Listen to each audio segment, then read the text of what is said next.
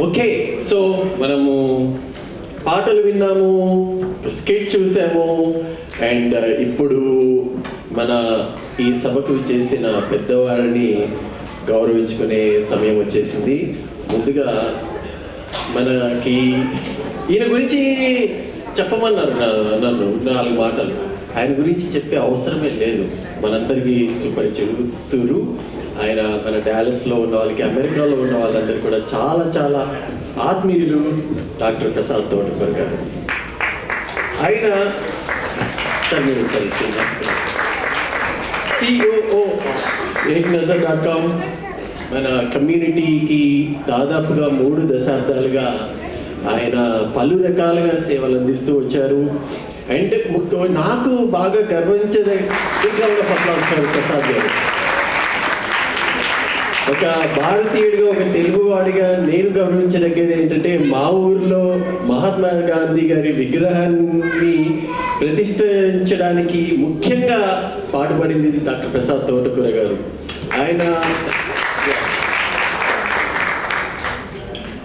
ఆయన వివిధ అసోసియేషన్స్కి ఆయన అధ్యక్షత వహించారు. టాంటెక్స్, IINT, ఇలా ఎన్నెన్నో. ఆయన మన భారతీయులకి, ఇక్కడ మన USకి వచ్చే వాళ్ళకి బెనిఫిట్ అవ్వడానికని చాలా ఆర్టికల్స్ కూడా రాశారు. అండ్ వాటికి చాలా మంచి పేరు వచ్చాయి. అండ్ ఆఫ్ కోర్స్ ఆయన్ని చాలా అవార్డ్స్ ఇచ్చి మనము పురస్కరించుకున్నాము. ముఖ్యంగా మండలి వెంకటకృష్ణారావు గారి సంస్కృతి విశిష్ట పురస్కారం ఆయనకి డాక్టర్ పొట్టి శ్రీరాములు తెలుగు యూనివర్సిటీ నుంచి ఆయనకు అందించారు. అలాగే గీతం యూనివర్సిటీ నుంచి honorary doctor. So big round of applause for doctor Prasad Thotakura garu. ఆయన ఒక చిన్న ఏవి చూసేసి ఆయన గురించి ఆయన 4 మాటలు మాట్లాడమని నేను కోరుతున్నాను. ఏవి ప్లీజ్. ఆంధ్రులకు అభిమానమైనది గోంగూర, మన అమెరికన్ ఆంధ్రులకు మాత్రం తోటకూర. ఇండియన్ అమెరికన్ వారి కోసం సేవే ధ్యేయంగా, ప్రేమే మార్గంగా ఎంచుకొని గత 3 దశాబ్దాలకు పైగా ఆయన చేసిన సేవా కార్యక్రమాలు, భావితరాలకు అందించిన మార్గదర్శకత్వం మన తెలుగు వారంతా ఎంతో గర్వించదగ్గ విషయం. ఈ క్రమంలో వారికి ఇచ్చిన బిరుదులు, గుర్తింపులు మచ్చు తునకలు మాత్రమే. ఎంత ఎదిగినా ఒదిగి ఉండాలనే తత్వం మనందరం వారి నుంచే నేర్చుకోవాలి. మనలో ఒక్కరైన మనందరి మనిషి డాక్టర్ ప్రసాద్ తోటకూర గారిని DGIT ఎంతో సగర్వంగా వేదిక మీదకి ఆహ్వానిస్తోంది. సైతం ప్రపంచానికి సమిధనొక్కటి ఆహుతించాను. నేను సైతం విశ్వవృష్టికి అశ్రు ఒక్కటి ధారపోశాను. నేను సైతం భువన ఘోషకు వెర్రి గొంతుక విచ్చి ప్రోశాను. నేను సైతం ప్రపంచానికి సమిధనొక్కటి ఆహుతించాను. సో నేను చెప్పిన గాంధీ గారి విగ్రహం అదే. ప్రసాద్ గారు, మీరు DGITకి రావడము చాలా చాలా ఆనందంగా ఉంది. అండ్ మీరు మా కోసం మాట్లాడాల్సిందిగా కోరుతున్నాను.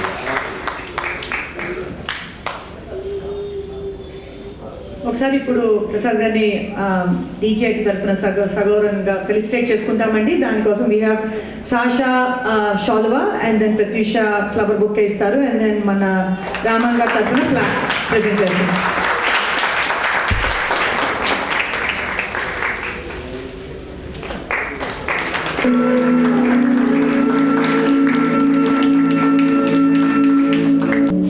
ప్రసాద్ గారు, మనకి మీరు మా డాలస్ సెలబ్రిటీ. మీరు ఉంటే మా అందరికి ఒక పెద్ద అండ. మాకు అలాగే మన మధ్యలో ఇంకొక మేజర్ సెలబ్రిటీ వచ్చిన్నారండి. అండ్ ఆయన తెలియని వాళ్ళంటే మన కుటుంబంలో పెద్ద ఎవరు లేరు. పేరు రోజువారు వినకపోయినా పాట వింటారు. ఫర్ ఎగ్జాంపుల్, తూనీగా తూనీగా ఎందాక పరిగెడతావే రావే నా వంక ఈ పాట తెలుసు కదా అందరికీ? ఈ పాట మీరు ఎన్నిసార్లు విన్నారు? మరి ఆ వెనకాల ఆ ప్రముఖ దర్శకుడు ఎవరు, ఆ విజనరీ ఎవరో కూడా మరి చూసుకుందాము ఒకసారి. మీ కరతాళ ధ్వనితో లెట్స్ వెల్కమ్ విఎన్ ఆదిత్య గారు. విఎన్ ఆదిత్య గారు ఎన్నో సంవత్సరాలుగా ఎన్నో హిట్ సినిమాలు ఇచ్చారు మనకి.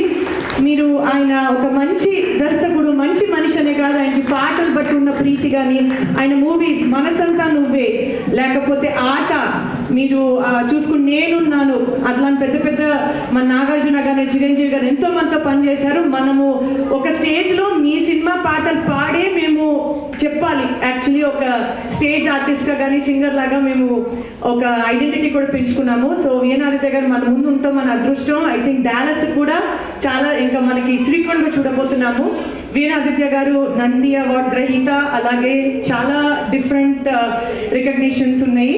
సో ఇప్పుడు మనం ఏవి ఆదిత్య గారి గురించి కూడా ఒకసారి ఏవి చూసి సన్మానం చేస్తాం.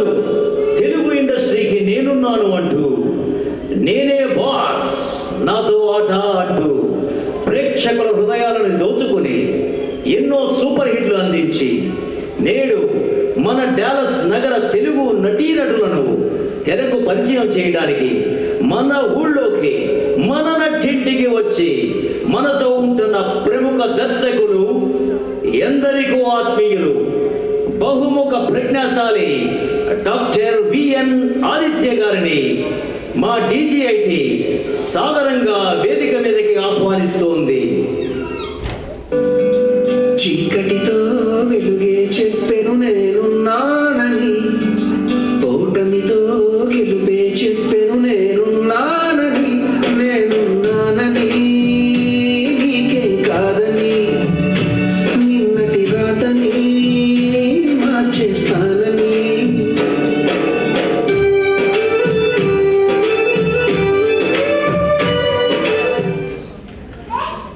మన డాలస్లో ఇప్పుడు నివసిస్తూ మనకి తోడ్పడుతూ మీలో ఉన్న యాక్టింగ్ స్కిల్స్ని కూడా తీసుకురావడానికి రెడీగా ఉన్నారండి. Put your hands together. ఇప్పుడు ఆన్ బిహాఫ్ ఆఫ్ DGIT సన్మానం చేసుకున్నాము. ఆయనకి ఇవాళ చెక్స్ షాల్వా కప్పుతున్నారు, అండ్ దెన్ పరిమళ బొకే ఇస్తుంది, and then Raman is going to present the plaque.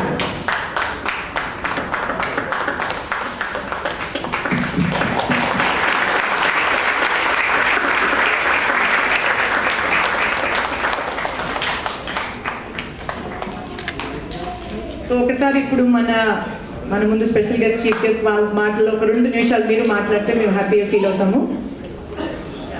Prasad గారు, సో ఫస్ట్ ప్రసాద్ గారితో స్టార్ట్ చేద్దాము.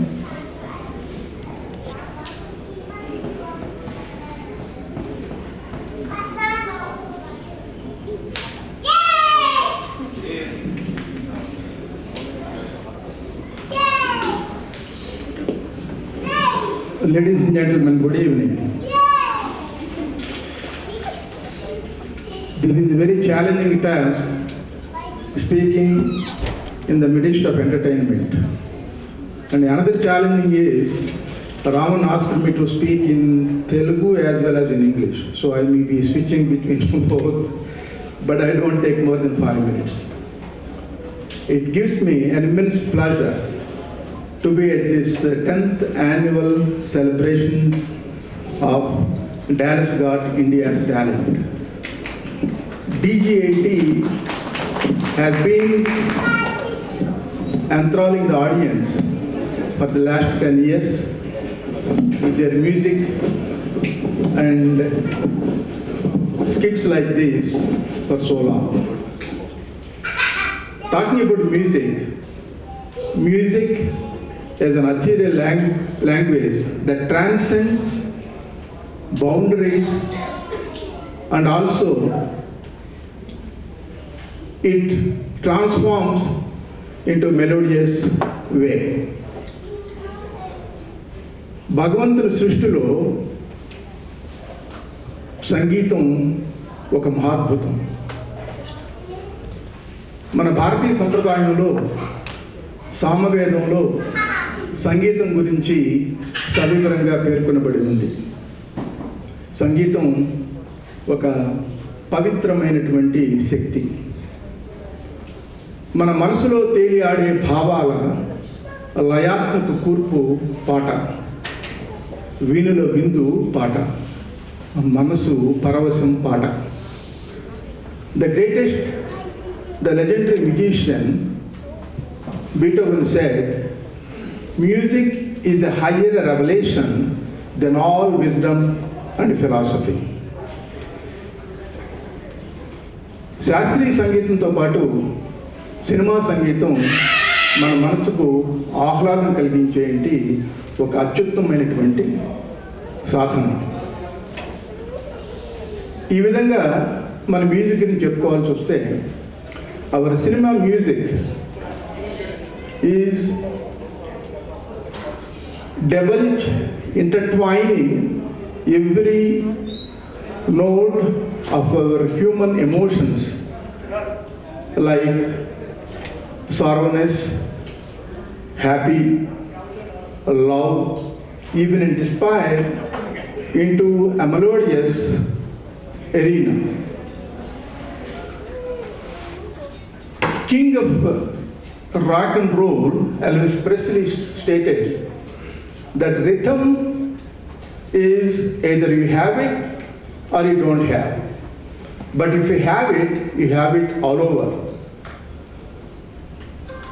సినిమా సంగీతం, ముఖ్యంగా సినిమా సంగీతం కథకు జీవం పోస్తూ మన భావోద్వేగాలను స్పృశిస్తూ మన మానసాలకు అధిక శక్తినిచ్చేంటి ఉల్లాస గంగా ఝరి అన్నారు పద్మవిభూషణ్ నటసమ్రాట్ డాక్టర్ అక్కినేని నాగేశ్వరరావు గారు. సినిమా సంగీతం ముఖ్యంగా మనకు అందరికి తెలిసినటువంటిది, అందరూ ఇష్టపడేటువంటిది. ఈ సినిమా సంగీతం ముఖ్యంగా మనలో ఉన్నటువంటి ఈ మాటలకి మాధుర్యాన్ని తెలిపేంటి శృతి, లయ, తాళం, నాదం, ఆరోహణ అవరోహణల లయాన్విత నడక, అలాగే మనలో ఉన్నటువంటి ప్రేమ, శృంగారం, కరుణ, బీభత్సం, లాలన, పాలన, జానపదం ఏదైనప్పటికీ కూడా సినిమా సంగీతం మన గుండె చప్పుడు. పాట మన ఊయల కొమ్మ, పాట మన ఊహల రెమ్మ. సినిమా సంగీతం గురించి మాట్లాడుతున్నప్పుడు సంగీతం ఏదైనప్పటికీ కూడా పాట అనేది ఒక సమ్మోహనాస్త్రం. పాటలు పాడడం వల్ల, పాటలు వినడం వల్ల మనలో ఒక విధమైనటువంటి హ్యాపీ హార్మోన్స్ జనరేట్ అవుతూ ఉంటాయి. దాంట్లో డోపమిన్, సెరటోనిన్, ఎండార్ఫిన్స్, అలాగే మొదటి ఆక్సిటోసిన్ లాంటి హ్యాపీ హార్మోన్స్ ఉత్పత్తి కావడం వల్ల మనలో ఉన్నటువంటి మానసిక ఒత్తిడి తగ్గుతుంది. అందుకే మానసిక వైద్య నిపుణులు అధిక ఒత్తిడి ఉన్న వారికి మ్యూజిక్ థెరపీని సూచిస్తూ ఉంటారు. అందువల్ల మనం ఇలాంటి కార్యక్రమాలకు రావడం వల్ల ఆరోగ్యానికి కూడా మేలు జరుగుతుంది. పాట విషయానికి వస్తే, ప్రపంచంలో మొట్టమొదటి పాట 1927 అక్టోబర్లో ద జార్జ్ సింగర్ అనే ఆంగ్ల చిత్రంలో డర్టీ హ్యాండ్స్ డర్టీ ఫేస్ అనేటువంటి యాల్ జోన్స్ పాడినటువంటి మొట్టమొదటి పాట. ఇక మన భారతీయ చలచిత్ర విషయానికి వస్తే, మొట్టమొదటి ఆలం ఆరా ఆ చిత్రం 1931 మార్చిలో విడుదలైంది. దాంట్లో మొదటి పాట దేదే ఖుదా కే నామ్ ప్యార్ అనే పాట మొట్టమొదటి పాటగా పరిగణించబడుతుంది. ఇలా ఈ విధంగా మనం అనేక విషయాలని ఈ పాటల ద్వారా ఉల్లాసం పొందటం, అలాగే ఇప్పుడు మనం చూసినటువంటి వినోదభరిత కార్యక్రమాల ద్వారా మన ఆరోగ్యాన్ని పెంపొందింప చేసుకోవచ్చు. On behalf of all of you assembled here, I take this opportunity to congratulate founder of DGIT, Raman Garu, his better half Sojini Garu, and their kids, all the singers, organizers and the volunteers who made this wonderful event a successful. And organization like DGIT paves a platform for our younger generations to enhance their skills and amplify their talents. And I wish them all the best. Thank you for allowing me to say a few words. Thank you very much.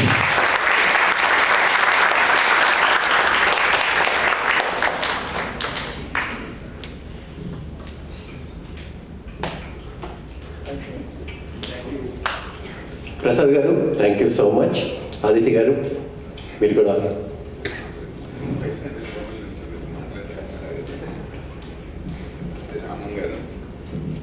అందరికీ నమస్కారం.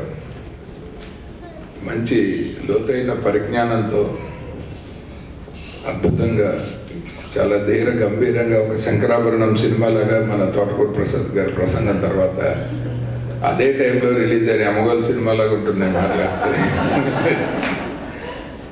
But రెండు super హిట్లే కాబట్టి పర్వాలేదు అనుకుని ధైర్యం చేస్తున్నాను. Sir with due respect మీరు దయచేసి కూర్చోండి సార్. నేను అందుకనే తర్వాత మాట్లాడతానన్నాను, ఎందుకంటే మిమ్మల్ని అంతసేపు నుంచోబెట్టడం భావ్యం కాదని. నాకు డాలర్స్తో చాలా అనుభవం మొదలు పెడితే ఈ ప్రోగ్రామ్ తాలూకు డ్యూరేషన్ మొత్తం అయిపోతుంది. సో ఇక్కడున్న మిత్రులందరూ నాకు ఎక్స్టెండెడ్ ఫ్యామిలీ, నాకు తెలియని వాళ్ళు లేరు. బేసిక్గా వెరీ ఫ్యూ, వేల మీద లెక్క పెట్టచ్చు. అంత కేవలం మా చెల్లెలు బావగారు ఇక్కడ ఉంటారని కాదు, ఇంతమంది ఎలాగ ఉన్నారంటే first I must thanks Thotakura Prasad గారు. 2014 టైంలో మేము పీపుల్ మీడియా ఫ్యాక్టరీ అని టీజీ ప్రసాద్ గారు స్టార్ట్ చేస్తున్నారని, కానీ నాకు ఓవెన్ వేస్ అవసరమైంది. నేను సియాటల్ నుంచి ఫోన్ చేస్తే వితిన్ 15 minutes అప్పుడు ఆయన Indo American chairman, president, friendship council chairman కింద ఉన్నారు. 15 నిమిషాల్లో అప్పటికి 2-3 సార్లు తానాల్లోనూ అక్కడ పరిచయము. కానీ నా కాండక్ట్ సర్టిఫికేట్ ఇచ్చారు ఆయన కాన్సులేట్కి. ఇవాళ నేను ఇప్పుడు ఈ ట్రిప్లో 4వ ఓవెన్ వేస్ మీద ట్రావెల్ చేసిన. Thank you so much sir. మీకు సభాముఖంగా ఎప్పుడు చెప్దాం అనుకుంటుంటాను నేను. ఎవరో చప్పట్లు కొడదాం డౌట్ఫుల్గా ఆగిపోయి కొట్టచ్చు. సంస్కృతంలో సంశయాత్మ వినశ్యంతి అన్నారు. Doubtfulness is dangerous. కొట్టాలని విసగొట్టండి నన్ను కాదు, చప్పట్లు.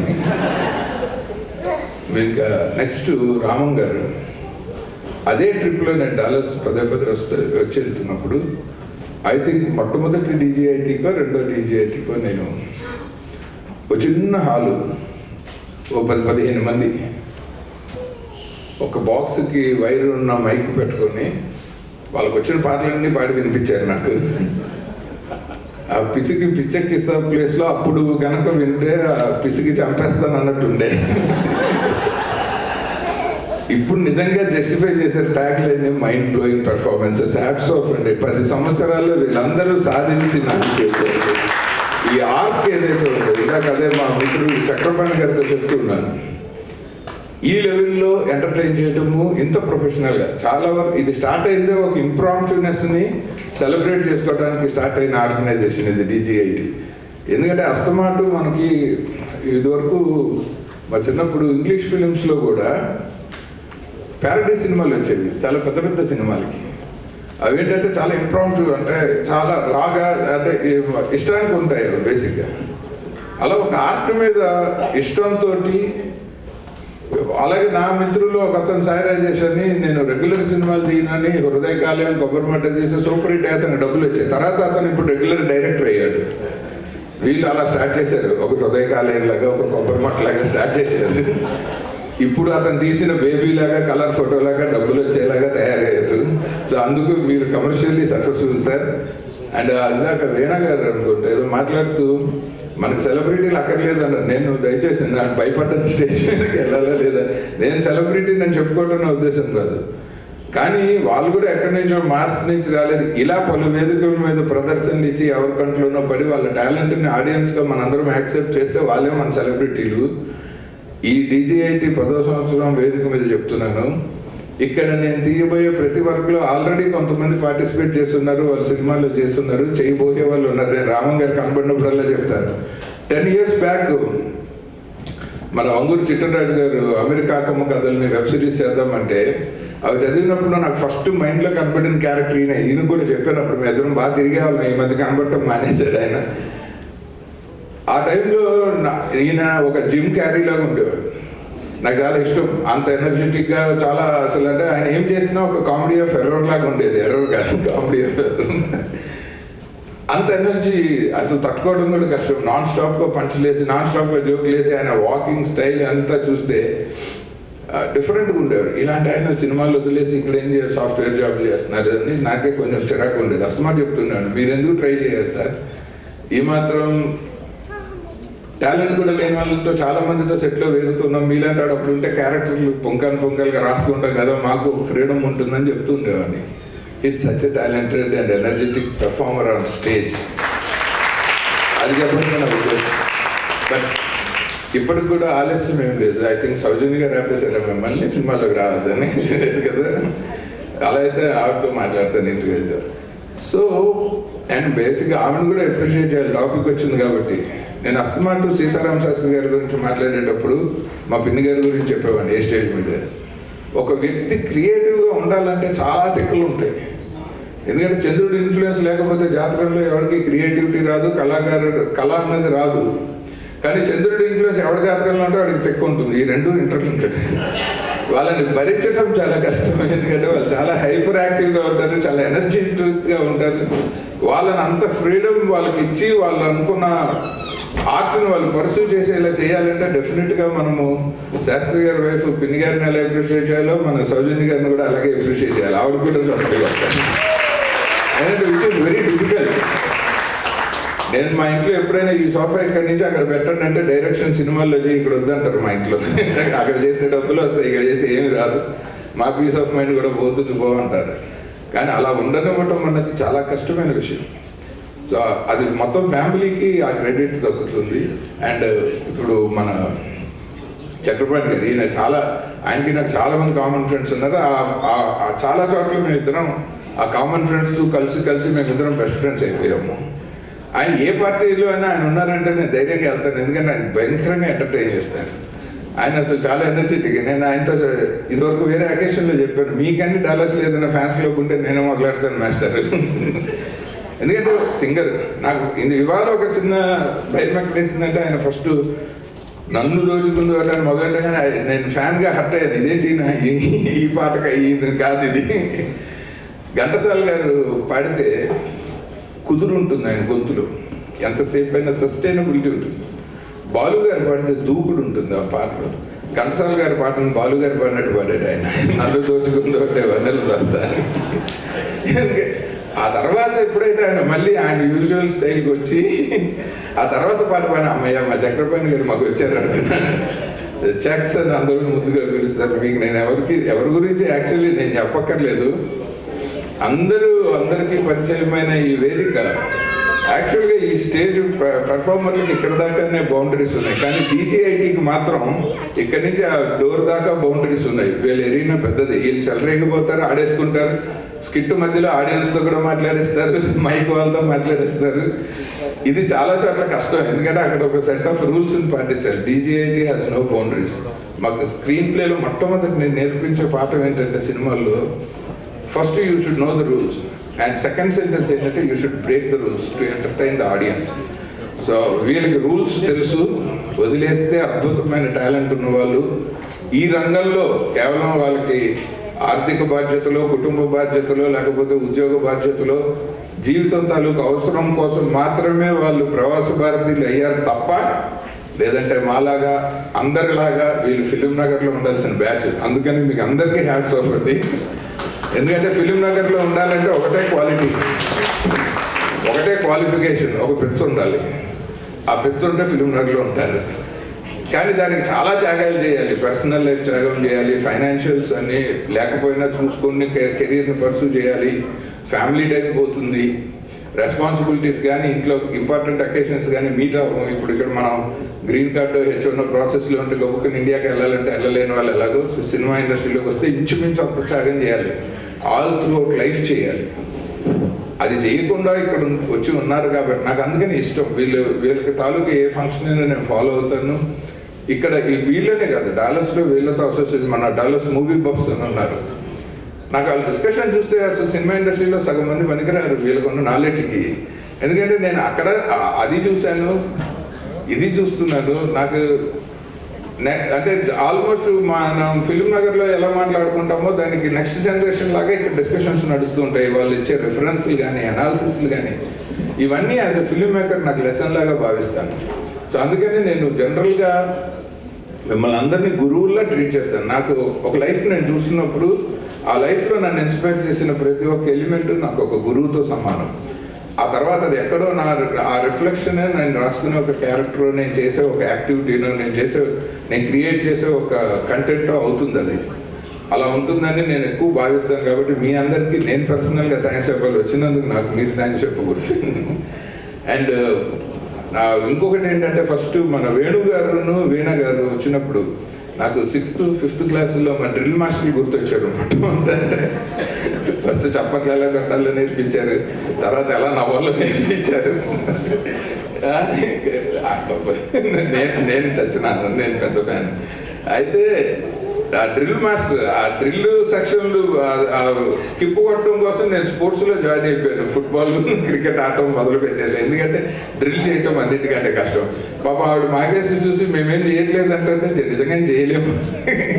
కానీ ఆవిడ ఇది ఎందుకు చెప్తున్నానంటే, ఆవిడ మన ప్రిపేర్ చేసి ప్రాక్టీస్ చేసిన సరదా కంటే కాన్ఫిడెన్స్, మేము ఖచ్చితంగా మిమ్మల్ని ఎంటర్టైన్ చేస్తామన్న కాన్ఫిడెన్స్, అది నిజంగానే మీ స్కిట్స్లో కానీ మీ పెర్ఫార్మెన్సెస్లో కానీ అన్నిట్లోనూ ఉంది. సో మీరు డిస్క్లైమర్ ఇవ్వకపోయినా మేము చప్పట్లు కొడతాం, విజిల్ చేస్తాము, మేము డెఫినెట్గా అరుస్తాము. అంత మంచి పెర్ఫార్మర్లు మీరు అందరూ అని చెప్పటం నా ఉద్దేశం. అండ్ నిజంగానే ఈ 10వ సంవత్సరం అన్నది ఒక సెలబ్రేషన్ లాగా చాలా హాయిగా హృదయంగా ఉంది. సో అందుకని ఈ స్పీచ్ని ఇక్కడితో ఆపి మళ్ళీ ఆ ఎంటర్టైన్మెంట్ని కంటిన్యూ చేయాలని ఒక ప్రేక్షకుడిగా నేను కోరుకుంటూ, నాకు అవకాశం ఇచ్చిన ప్రతి ఒక్కరికి మనస్ఫూర్తిగా కృతజ్ఞతలు. Thank you so very much. చాలా థ్యాంక్స్ ఆదిత్య గారు. Thank you so much. ఒక్క విషయం చెప్తానండి. ఈయన అన్నారు కదా 10 ఏళ్లలో చాలా ప్రాక్టీస్ చేసి చిన్న గదుల నుంచి పైకి వచ్చామని. యాక్చువల్లీ కాదండి, పాండమిక్లో ఇళ్లలో పెళ్ళాలని మొగుల్ని బాధేసి ఇష్టం వచ్చిన ప్రాక్టీస్ చేసేసి వీళ్ళందరూ ఇలా ఇంత టాలెంట్ ఒక 2 ఏళ్ళలో వచ్చేసింది మా అందరికీ. సో పిల్లల కంటే ఒక్కొక్కరికి ఒక్కొక్కటి థ్యాంక్ యూ వెరీ మచ్.